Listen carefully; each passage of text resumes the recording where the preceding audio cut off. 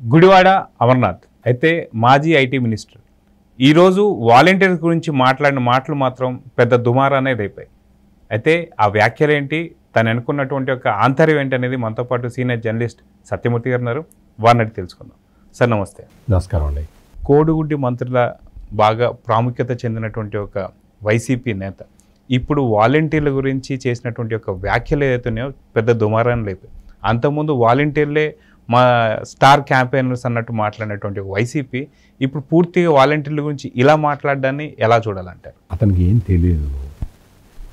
ఇప్పుడు పవన్ కళ్యాణ్ వెనక నిలబడి ఫోటో తీయించుకోవటానికి తాపత్రయపడ్డ గుడివాడ అమర్నాథ్ అతను ఏదో పెద్ద నాయకుడిలాగా ఫీల్ అయిపోయి అతనేదో జగన్మోహన్ రెడ్డికి అతనే ఏదో రైట్ హ్యాండ్ లాగా ఫీల్ అయిపోయి రాష్ట్రాన్ని భ్రష్టు పట్టించి ఈ రకంగా మొత్తం వ్యవస్థల్ని భ్రష్టు పట్టించిన బ్యాచ్ ఇదంతా. అసలు జగన్మోహన్ రెడ్డిని వాలంటీర్లని పెట్టమని అడిగింది ఎవరు అడగలేదు కదా. అతను ఏం ప్లాన్ చేశాడంటే, జగన్మోహన్ రెడ్డి ఏం ప్లాన్ చేశాడంటే, ఈ మొత్తం వాలంటీర్లని పెట్టుకొని, అంటే వాలంటీర్ల పేరుతోటి వైఎస్ఆర్ కాంగ్రెస్ పార్టీ కార్యకర్తల్ని తీసుకొచ్చి ఒక 50 ఏళ్ళకి ఒకరిని ఇన్ఛార్జిగా పెట్టుకుంటే పార్టీ తరఫున మనం జీతం ఇవ్వాల్సిన అవసరం లేకుండా వాళ్ళకి వాలంటీర్లు అన్న పేరు తగిలించి ప్రభుత్వం నుంచి జీతం ఇప్పిద్దామని ప్లాన్ చేశాడు. వాలంటీర్లు అందరూ కూడా వైఎస్ఆర్ కాంగ్రెస్ పార్టీ వర్కర్లు. ఈ విషయం నేను ఈ రోజున కూర్చొని నేనేదో పెద్ద కనిపెట్టినట్టు చెప్పడం కాదు. వాలంటీర్లని పెట్టినప్పుడే విజయసాయి రెడ్డి ఇదే చెప్పాడు, వైవి సుబ్బారెడ్డి ఇదే చెప్పాడు, సగం మంది మంత్రులు ఇదే చెప్పారు, అందరూ ఇదే చెప్పారు. మీకు ఇష్టం లేకపోతే చెప్పండి, ఆడు మార్చేస్తాం, వాలంటీర్ని మార్చేస్తాం, వాలంటీర్ ఏముంది, ఆడు మన చేతిలో మనిషి అని చెప్పిన వాళ్ళు చాలామంది ఉన్నారు. అంటే ఏంటి, దాని అర్థం ఏంటి? వాలంటీర్లు అందరూ వైసీపీ కార్యకర్తలు. వైసీపీ కార్యకర్తలకి గవర్నమెంట్ జీతం ఎట్లా ఇస్తావు? 5,000 కావచ్చు, నువ్వు ఎట్లా ఇస్తావు? అంటే ఏంటి, నీ పార్టీ వర్కర్లకి ప్రజలు కట్టిన సొమ్ము, ట్యాక్సుల సొమ్ము నుంచి నువ్వు జీతం ఇచ్చావు. అంటే పూర్తిగా జగన్మోహన్ రెడ్డి తన స్వార్థం కోసం ప్రభుత్వ ధనాన్ని దుర్వినియోగం చేశాడు. ఇప్పుడు వాలంటీర్ల విషయానికి వద్దాం. వాలంటీర్ల విషయానికి వద్దాం. వాలంటీర్లు ఏంటి అంటే, వాళ్ళు ఆ ఎమ్మెల్యేకి, లేకపోతే ఆ మంత్రికి, లేకపోతే అక్కడ ఉన్న వైసీపీ నాయకుడికి వాళ్ళు ఒక సబ్సర్వెంట్లలాగా పనిచేశారు. వాలంటీర్లు మొత్తం వాళ్ళు ఈ ఇంట్లో ఎంతమంది ఉంటారు, ఎవరెవరు ఏం చేస్తుంటారు, వీళ్ళ కులం ఏంటి, వీళ్ళు గతంలో ఏ పార్టీకి ఓటేశారు, రాబోయే రోజుల్లో ఏ పార్టీకి ఓటేయటానికి అవకాశం ఉంటుంది అన్న మొత్తం సమాచారాన్ని తీసుకొని ఆ ఎమ్మెల్యేకి ఇస్తారు. ఎమ్మెల్యేకో పార్టీ నాయకుడికో ఇస్తారు. అది మొత్తం కలిసి సజ్జల రామకృష్ణారెడ్డి దగ్గరికి వస్తుంది. ఈ వాలంటీర్లు ఇచ్చిన సమాచారాన్ని ఆయన ప్రొఫైలింగ్ చేసి, అచ్చా వీడు బలానా కులం వాడు, వీడు మనకు ఓటేయడు, వీడు బలానా మతం వాడు, వీడి గ్యారంటీగా మనకే ఓటేస్తాడు అని ఓటర్ల ప్రొఫైలింగ్ చేసుకొని వాళ్ళ ద్వారా రాజకీయం నడిపాడు. జగన్మోహన్ రెడ్డి కదా, సజ్జల రామకృష్ణారెడ్డి అంటే ఇంకెవరు, ఆయనకేమి వేరే పార్టీ లేదు కదా, జగన్మోహన్ రెడ్డి. ఈ తరహాలో వాలంటీర్లని విస్తృతంగా ఉపయోగించుకున్నారు. కొంతమంది వాలంటీర్లు వాళ్ళు ఏం చేశారంటే, ఈ ఎమ్మెల్యేకి వీళ్ళు చేసే దాష్టికాలకి భరించలేక ఎదురు తిరిగారు. కొంతమంది సైలెంట్ అయిపోయారు. ఈ రాష్ట్ర ప్రభుత్వం ఇంత అన్యాయంగా ప్రవర్తిస్తున్నది, ప్రజలకి కీడు చేస్తున్నారు వీళ్ళు అన్న నిర్ణయానికి వచ్చి చాలామంది, దాదాపు 60% మంది వాలంటీర్లు మారిపోయారు. ఎలక్షన్లకు ముందరే వాళ్ళ అభిప్రాయం మార్చుకున్నారు. ఈ ప్రభుత్వం ఉండకూడదు, ఇది చాలా డేంజరస్ ప్రభుత్వము, ప్రజలని చాలా నీచంగా చూస్తున్నది ఈ ప్రభుత్వం, జగన్మోహన్ రెడ్డి ప్రభుత్వము అని చాలామంది 60% వాలంటీర్లు వాళ్ళు ఈ పార్టీ మళ్ళీ గెలవకుండా మనం చెయ్యాలి అన్న కృతనిశ్చయానికి వచ్చి ఉన్నారు.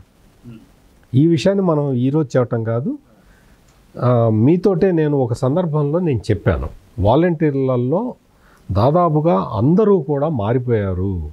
వాళ్ళు ఈ విధ్వంసకర పాలనని, ఈ జగన్మోహన్ రెడ్డి దౌర్జన్యాలని వాలంటీర్లు భరించలేకపోతున్నారు అని కూడా నేను మీతోటే చెప్పాను. నేను ఆ తర్వాత జరిగిన పరిణామంలో ఏంటి అంటే, ఈ వాలంటీర్లకి అంటే వీళ్ళు వాలంటీర్లు ఎదురు తిరిగారు అని తెలుసుకొని జగన్మోహన్ రెడ్డి వాళ్ళకి డబ్బులు ప్యాకెట్లు ఇప్పించటం మొదలుపెట్టాడు. ఆ ఎమ్మెల్యే, కంటెస్టింగ్ ఎమ్మెల్యే వాళ్ళతోటి గిఫ్ట్లు ఇప్పించాడు, ప్యాకెట్లు ఇప్పించాడు. ఒక్కొక్క చోట 25,000 నుంచి 50,000 వరకు గిఫ్ట్ ప్యాకెట్లు ఇచ్చారు. నువ్వు ఎంత ఇచ్చినా సరే నువ్వు ఈ రాష్ట్రాన్ని విధ్వంసం చేస్తున్నావు అని చాలామంది వాలంటీర్లు వాళ్ళకి సహకరించలేదు. దాంతో ఏం చేశారు అంటే, వాలంటీర్ల మీద ఒత్తిడి తీసుకొచ్చాడు, వాళ్ళందరూ రాజీనామా చేయాలని. మీరు రిజైన్ చేస్తే మళ్ళీ మన ప్రభుత్వం అధికారంలోకి వస్తుంది, అప్పుడు మేము మిమ్మల్ని పూర్తి స్థాయి ఉద్యోగులుగా తీసుకుంటాము, మీరు ఇమ్మీడియట్గా రాజీనామా చేయండి అని చెప్పి చాలామంది వాలంటీర్ల మీద ఒత్తిడి తీసుకొచ్చారు. ఒత్తిడి తీసుకొస్తే ఈ వాలంటీర్లలో కూడా కుల ప్రాతిపదికన, మత ప్రాతిపదికన జగన్మోహన్ రెడ్డి కలకాలం ముఖ్యమంత్రిగా ఉండాలని కోరుకునే బ్యాచ్ కూడా ఉన్నారు. వాళ్ళందరూ ఏం చేశారు అంటే, వాళ్ళందరూ పక్కన వాడిని కూడా వాడి మీద ప్రెషర్ తీసుకొచ్చి రాజీనామా చేసేలాగా చేసి పార్టీకి పూర్తిగా వాడుకునేలాగా ప్లాన్ చేశారు.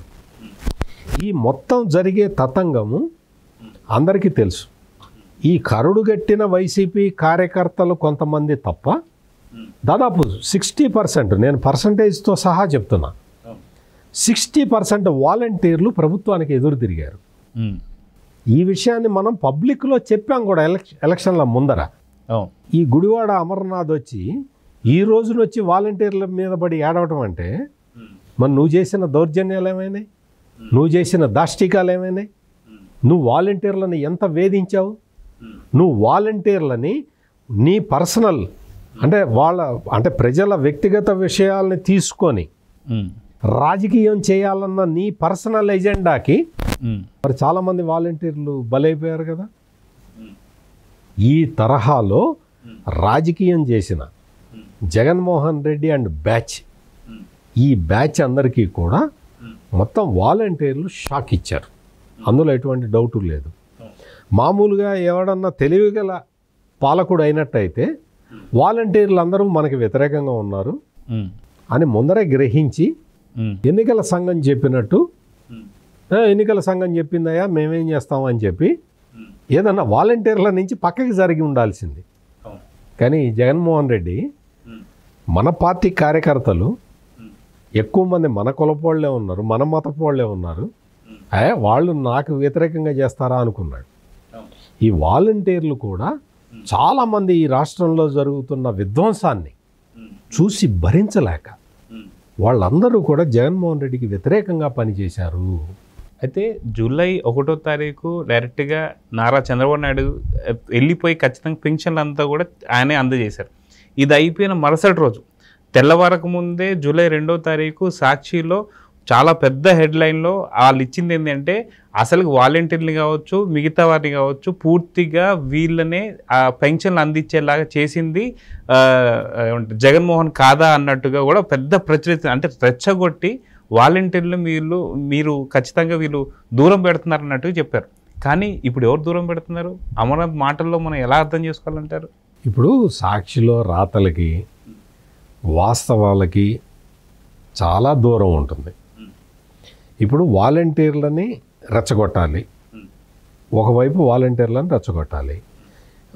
వాలంటీర్ల ద్వారా పెన్షన్లు ఇవ్వలేదు కాబట్టి వాలంటీర్లలో అభద్రతా భావం పెంచి ఆ వాలంటీర్లందరూ తెలుగుదేశం కూటమికి వ్యతిరేకంగా పనిచేసేలాగా చెయ్యాలి అని వీళ్ళు ఏదో ప్లాన్ చేశారు. ప్లాన్ చేసిన వాళ్ళు ఒక 2-3 సందర్భాల్లో అయితే ఈ వాలంటీర్లు అందరూ వెళ్ళి రాజీనామా చేసిన వాలంటీర్లు తెలుగుదేశం నాయకుల్ని మంత్రుల్ని కలిశారు.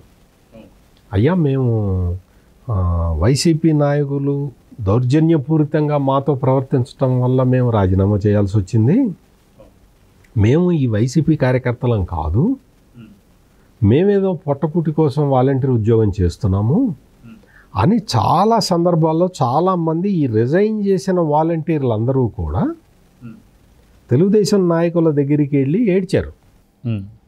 ఏడ్చినప్పుడు వాళ్ళు ఏమన్నారంటే, మిమ్మల్ని ఎవరైతే బెదిరించారో వాళ్ళ మీద పోలీస్ కేసులు పెట్టుకోండి అని చెప్పారు. కొన్ని చోట్ల పోలీస్ కేసులు కూడా పెట్టారు. అంటే వాలంటీర్లకి జీతం పెంచుతానని, వాలంటీర్ల అర్హతను బట్టి ఉద్యోగం ఇస్తానని చెప్పి చంద్రబాబు నాయుడు ఎన్నికల ముందర చెప్పాడు. ఆ మాటకే కట్టుబడి ఆయన పనిచేస్తూ ఉన్నాడు. వాలంటీర్లను ఎక్కడా కూడా తీసేయలేదు. వాలంటీర్లను ఎక్కడా కూడా వాళ్ళేదో వైసీపీ కార్యకర్తలు అని చెప్పి ట్రీట్ చేయలేదు. ఇక్కడ వచ్చిన విషయం ఏంటి అంటే, ప్రభుత్వోద్యోగులతోటి పెన్షన్లు పంపిణీ చెయ్యాలి అనే ఒక సిద్ధాంతం ప్రకారం రాష్ట్ర ప్రభుత్వం పనిచేసింది. పనిచేసి పెన్షన్లని పంపిణీ చేసింది. అంతే తప్ప ఇదేదో వాలంటీర్లని కించపరచడం, వాలంటీర్లలో ఒక అభద్రతా భావాన్ని రెచ్చగొట్టడానికి కాదు చేసింది.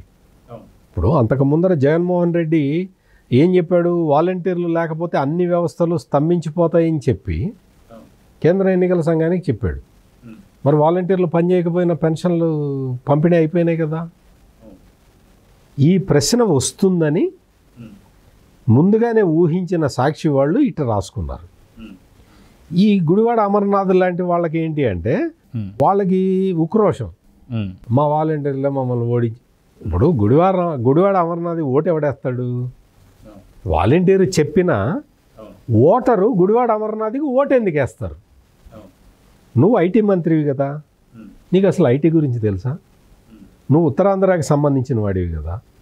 అక్కడ ఐటీ కంపెనీలు రావటానికి చంద్రబాబు నాయుడు మిలీనియం టవర్స్ కడితే నువ్వు ఏ రోజునన్నా వెళ్ళి ఆ మిలీనియం టవర్స్ చూసావా? నువ్వు ఇది ఇక్కడ ఎందుకు కట్టారు అని అధికారులను అడిగి తెలుసుకున్నావా, కనుక్కున్నావా?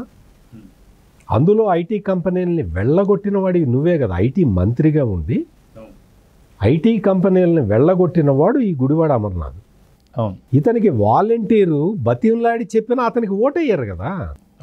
ఎట్లా వేస్తారు? ఇప్పుడే కోడి గుడ్డు పెట్టింది, అది గుడ్డు పొదగాలి, అది పిల్ల కావాలి, దానికి టైం పడుతుంది. ఎన్నేళ్ళు పడుతుంది గుడ్డు పిల్ల కావటానికి? 10 ఏళ్ళు పడుతుందా, 30 ఏళ్ళు పడుతుందా? ఏమాత్రం పొంతన లేని మాటలు మాట్లాడిన ఈ గుడివాడ అమర్నాథ్ ఈ రోజున తన ఓటమికి కారణం వాలంటీర్లను ఏడుస్తున్నాడు. ఏడవాల్సిన అవసరం లేదు. ఎందుకు అంటే నువ్వు దానికి అర్హుడివే కాదు, నువ్వు గెలవటానికి అర్హుడివి కాదు. పొరపాటున ప్రజలు నిన్ను ఒకసారి గెలిపించారు, నీ నాయకుడిని. అందువల్ల ఈ వాలంటీర్ల మీద పడి ఏడ్చినంత మాత్రాన ఇక్కడ జరిగేదేమీ లేదు. వాలంటీర్లు అందరూ కూడా ఏదో పెద్ద తిరుగుబాటు చేసేదేమీ లేదు.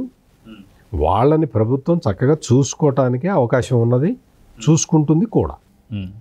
సో చూద్దాం సార్, వాళ్ళ ప్రభుత్వం ఉన్నప్పుడు ఒక రకంగా, ప్రభుత్వం మారిన తర్వాత ఇంకో రకంగా మాట్లాడే వైసీపీకి సంబంధించి ఇవన్నీ కూడా మనకు అంతా తెలిసిందే. చూద్దాం వాలంటీర్లు ఏం చేయబోతున్నారు. నమస్తే. నమస్కారం అండి.